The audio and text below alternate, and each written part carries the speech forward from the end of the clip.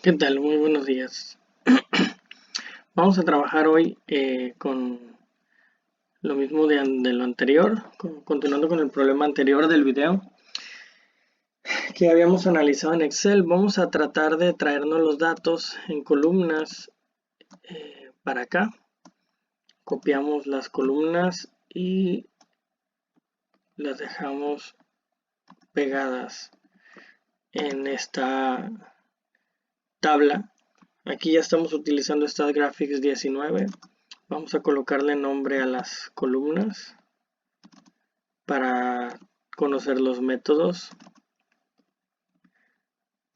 exactamente como estaba en el problema anterior y hacemos un análisis de los datos. Vamos a ver,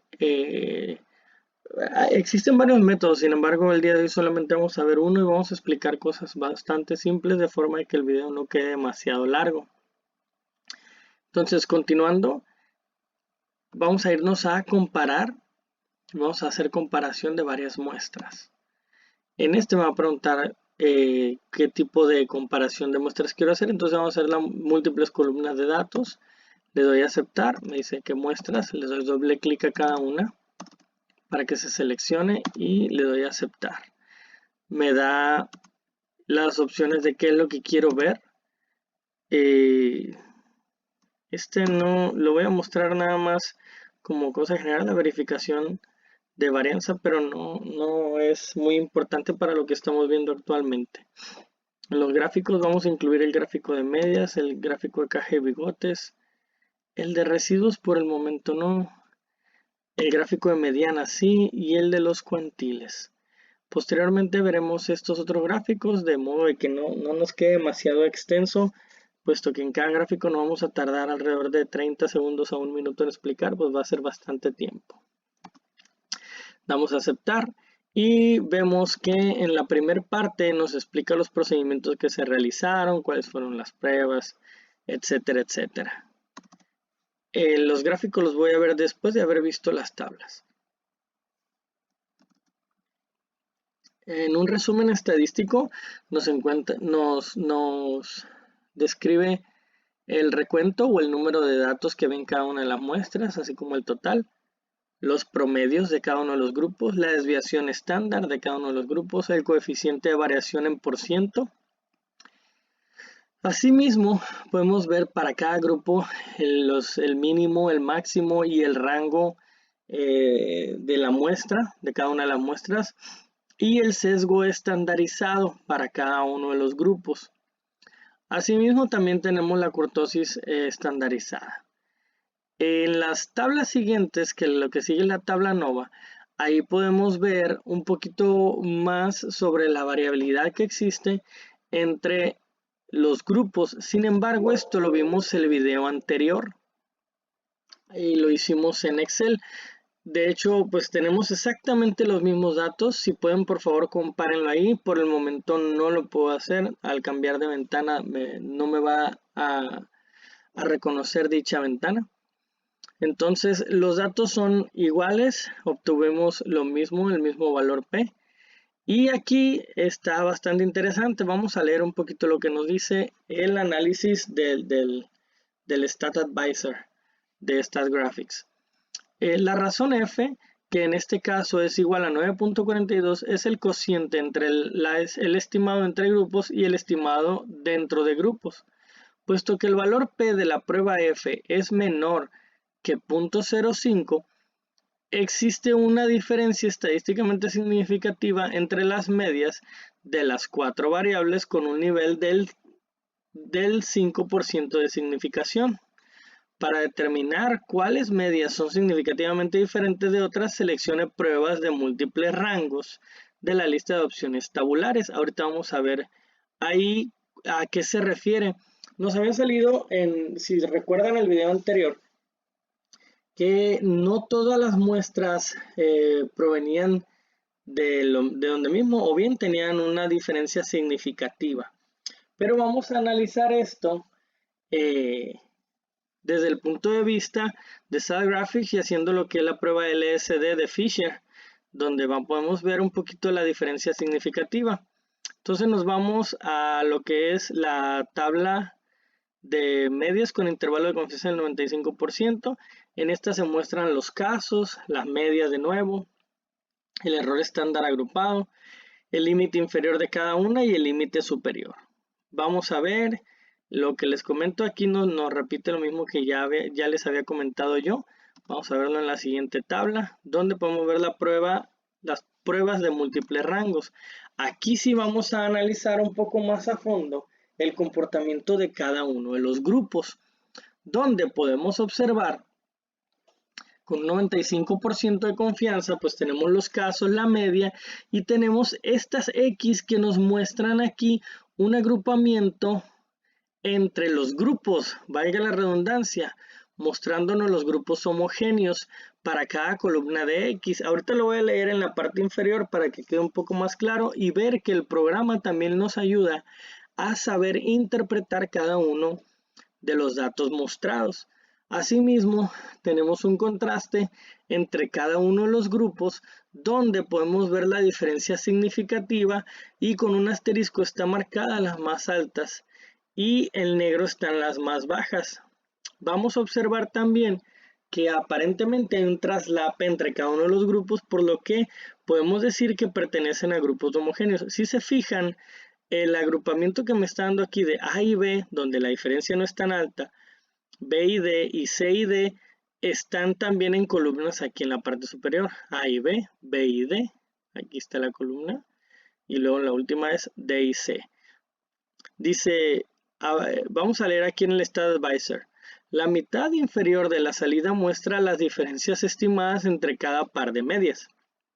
El asterisco que se encuentra al lado de los tres pares indica que estos pares muestran diferencias estadísticamente significativas con un nivel del 95% de confianza. En la parte superior de la página se han identificado tres grupos homogéneos según la alineación de las X en columnas, que era lo que les comentaba. Aquí podemos ver los que tienen diferencia significativa, que son A y C, A y D y B y C. Ahorita vamos a ver por qué en los gráficos se muestra muy claramente dónde está esa diferencia. Regreso a la lectura. No existen diferencias estadísticamente significativas entre aquellos niveles que compartan una misma columna de X. El método empleado actualmente para discriminar entre las medias es el procedimiento de diferencia mínima significativa o el LSD de Fisher. Con este método hay un riesgo del 5% al decir que cada par de medias es significativamente diferente, cuando la diferencia real es igual a 0.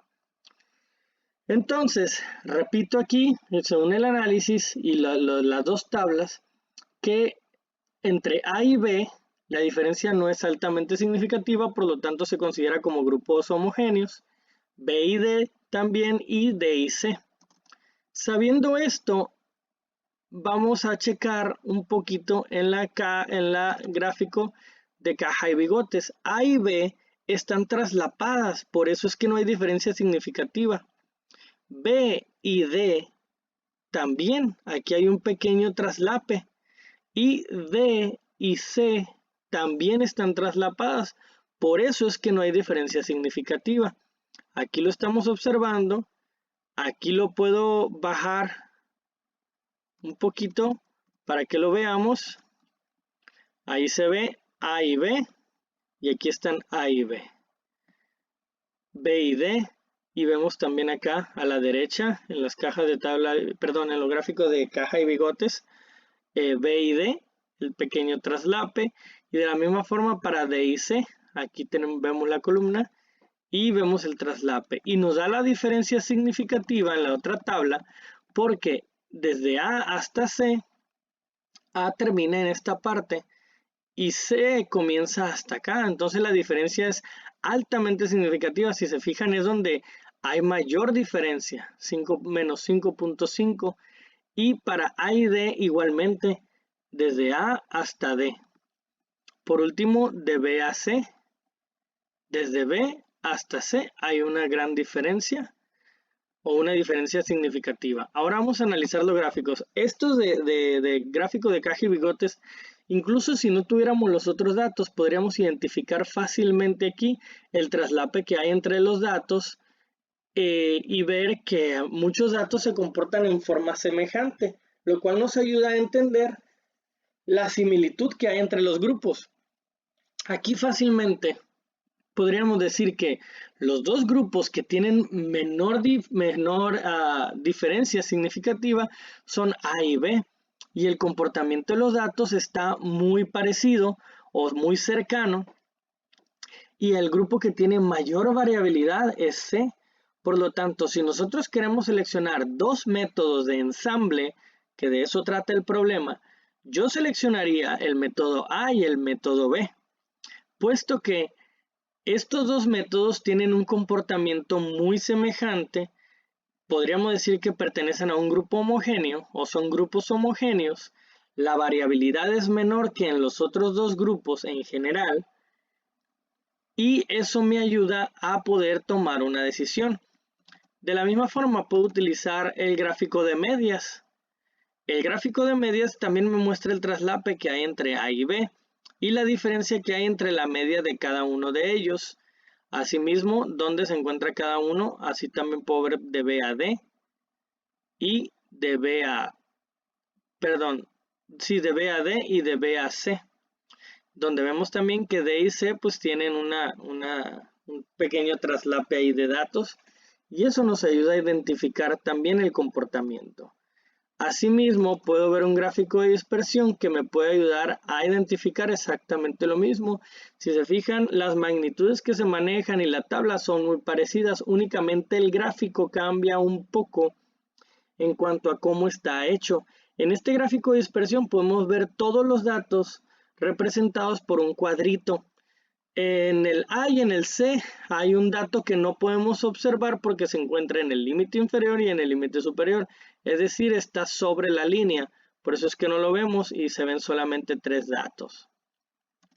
Si observan, la gran mayor parte de los gráficos están mostrando la misma información. El ANOVA vamos a explicarlo en otra sesión para que el video no sea muy largo, y explicar un poquito qué son estos residuos, cómo se interpretan. Si se fijan, aquí también viene pues el valor P para saber identificar y poder tomar una decisión. Este gráfico es muy bueno y muy rápido de entender una vez lo conoces. También tenemos el gráfico de medias que nos muestra dónde está la media de cada uno de los grupos. Esto nos ayuda a entender un poquito la longitud que exista entre el comportamiento medio de los grupos. Y por último tenemos el gráfico de cuantiles. En este también se muestra el traslape de los datos. Por ejemplo, aquí tenemos entre A y B y el traslape que hay desde este punto, esta línea, hasta la otra línea. Toda esta parte es una zona de traslape que combina los datos de los dos grupos, o es decir, me indica la homogeneidad que existe. Así también entre la línea roja y la verde, que vienen a ser el grupo B y el grupo D, que ya habíamos comentado anteriormente, que son homogéneos, o bien que la diferencia no es significativa. Y por último, el grupo D y el grupo C, donde también la diferencia es menos significativa, y como ya lo habíamos dicho, el grupo C tiene mucha variabilidad. Los datos están un tanto más dispersos en relación a los otros 3 grupos que tienen un comportamiento bastante parecido, en especial en lo que es el A y el B, que si se fijan están un poquito sesgados hacia el lado izquierdo. Espero esto les haya servido. Ya dimos una conclusión. Si nosotros tuviéramos que seleccionar métodos, seleccionaríamos el método A y el método B por la mínima variación que tienen. Y aparte, como un plus, pero no necesariamente la meta de esto, es que duran menos tiempo. Entonces, si son métodos de ensamble, pues lo que queremos es disminuir los tiempos. Pero no necesariamente es eso, sino que con la baja variabilidad que tienen y el comportamiento homogéneo, también eso me puede ayudar a lo mejor a mantener un cierto nivel de calidad. Muchas gracias, espero les haya quedado más claro y quedamos pendientes para hacer trabajos. Tengan muy buen día.